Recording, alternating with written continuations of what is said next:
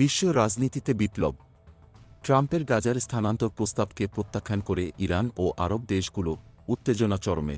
বিশ্ব এখন এক বিস্ময়কর শকে থমকে গেছে। মার্কিন প্রেসিডেন্ট ডোনাল্ড ট্রাম্পের গাজার বাসিন্দাদের স্থানান্তরের অদ্ভুত প্রস্তাব একেবারে উড়িয়ে দিয়েছে ইরান। এটা এক বিপর্যয়কর ঘোষণা। 2024 সালের 3 ফেব্রুয়ারি ইরান স্পষ্ট ভাষায় জানিয়েছে, গাজার ভবিষ্যৎ নির্ধারণের অধিকার কেবল ফিলিস্তিনিদের, বাইরের কোনো শক্তির নয়। এই ঘোষণার পর পুরো পৃথিবী যেন এক তীব্র রাজনৈতিক ঝড়ে আছড়ে পড়েছে। গাজার সংকট এখন আর শুধুমাত্র এক আঞ্চলিক দ্বন্দ্ব নয়, এটি এখন আন্তর্জাতিক রাজনীতির এক বিশাল হটস্পটে পরিণত হয়েছে। ইরান তার অবস্থান স্পষ্ট করেছে।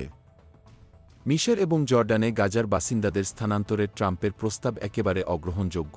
এই পরিষ্কার প্রতিবাদ যেন পুরো পৃথিবীকে চমকে দিয়েছে, আর রাজনীতি এখন এক নতুন মোড় নিতে চলেছে। এদিকে ফিলিস্তিনের প্রতিবেশী 5টি আরব দেশ একযোগে ট্রাম্পের গাজার স্থানান্তর প্রস্তাবের বিরুদ্ধে কঠোর প্রতিবাদ জানিয়েছে।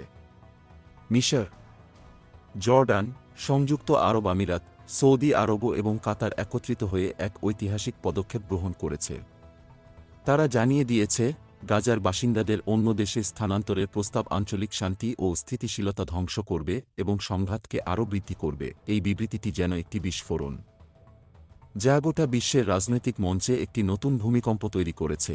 এটি এখানেই থেমে থাকেনি।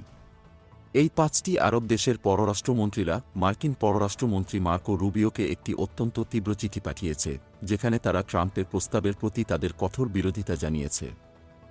আর সবচেয়ে বড় চমক, ফিলিস্তিনের প্রেসিডেন্টের উপদেষ্টা হুসেইন আল শেখও এই চিঠিতে সই করেছেন, যা পুরো ঘটনার তীব্রতা আরও বাড়িয়ে দিয়েছে। বিশ্ব এখন এক উত্তেজনাপূর্ণ মুহূর্তের মধ্যে দাঁড়িয়ে। গাজার ভবিষ্যৎ কি এক নতুন বৈশ্বিক বিপ্লবের দিকে এগোচ্ছে? এই উত্তেজনা কি পৃথিবীকে এক নতুন যুগের দিকে নিয়ে যাবে? প্রতিটি মুহূর্ত এখন অত্যন্ত গুরুত্বপূর্ণ।